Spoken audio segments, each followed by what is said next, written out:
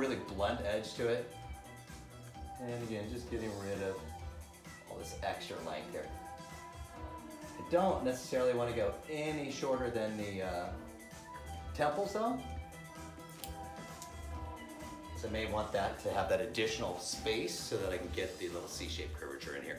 This, I want to tell you right now, you guys can do whatever you want to. At this point, I want you to sort of, as I said this morning, play with it. Do what's trendy to you. Do what's cool that you're going to do to your clients. If this is what's sort of striking you and igniting you, then by all means, copy what I'm doing. But put your signature in and make it a fun fringe for yourself. So right now I've got that in there. Now that I've got some deep point getting in there, I've got a little bit more of an idea of where the hair's at. Let's go right here in the light. I'm going to find myself at 12 o'clock. So I'm going to go dead center, but go a bit off so you guys can see. I'm dropping my caboose down. I'm working with the perimeter of the haircut, so I want to make sure I'm staring at it as much as I can. I'm going to make her even a little bit higher. Now I'm just starting to read the hair. Where does it want to live? So that's kind of going that way. This is going this way. I'm going to pull this part out.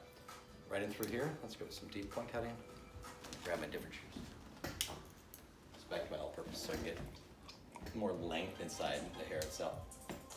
What I'm not doing is getting real crazy with my sections here. What I'm also not doing is taking a lot of tension. I'm really just using my fingers to hold the hair. See how much hair is sticking out of my hands now? I had almost 2 inches of hair below my fingers. So remember when we were talking and I was like, Jill, let just a little bit more hair out. And it's really easy for us to pull that line right to the pinch of our finger.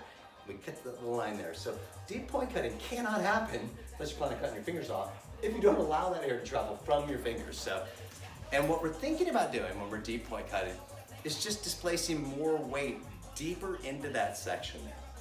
There's a general rule with texturizing that you measure the length of the hair, and from the midsection of the total length of the hair, you never texturize on the inside from the middle towards the root, only from the middle towards the end. A lot of that has to do with the different planes of the head. When the hair rotates around the head, you go with too many shorter pieces inside mid-lengths, and as it bends around the head, you get a bunch of flyaway now.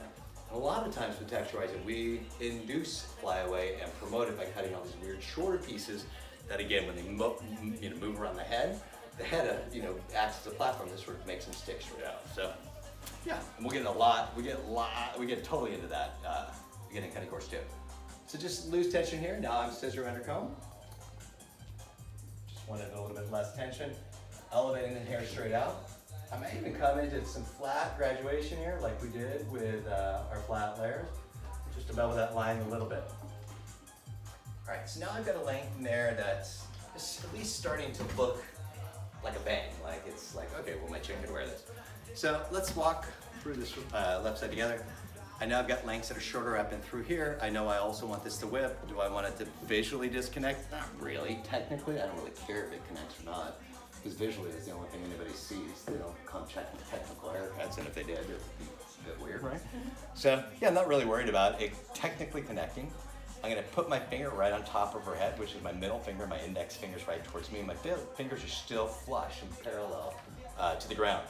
From here, I'm gonna come underneath it and deep point cut from there. Tighter cutting right up that little area I just cut. So a little bit tighter right there, a little bit looser here. So you can see it starts to fan out there.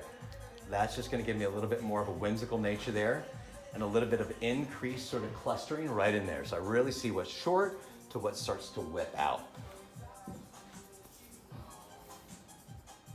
I don't know where that little hair came from, but I don't care.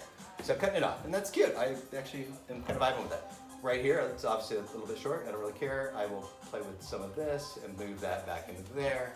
I'm gonna get that going on. So not really too concerned with it. Now same thing on the opposite